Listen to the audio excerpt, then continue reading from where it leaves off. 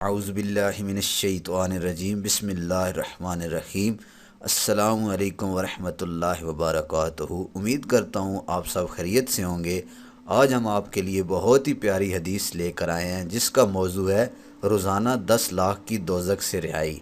سرکار نامدار مدینے کے تاجدار صلی اللہ تعالیٰ علیہ وآلہ وسلم نے ارشاد فرمایا، جب رمضان کی پہلی رات ہوتی ہے تو اللہ تعالیٰ اپنی مخلوق کی طرف نظر فرماتا ہے، اور جب اللہ عز و جل کسی بندے کی طرف نظر فرمائے تو اسے کبھی عذاب نہ دے گا، اور ہر روز 10 لاکھ کو جہنم سے آزاد فرماتا ہے، اور جب 29ویں رات ہوتی ہے تو مہینے بھر میں جتنے آزاد کیے ان کے مجموعے کے برابر اس ایک رات میں آزاد فرماتا ہے۔ اور پھر جب عید الفطر کی رات آتی ہے، ملائکہ خوشی کرتے ہیں اور اللہ عز و جل اپنے نور کی خاص تجلی فرماتا ہے اور فرشتوں سے فرماتا ہے، اے گروہ ملائکہ، اس مزدور کا کیا بدلہ ہے جس نے کام پورا کر لیا؟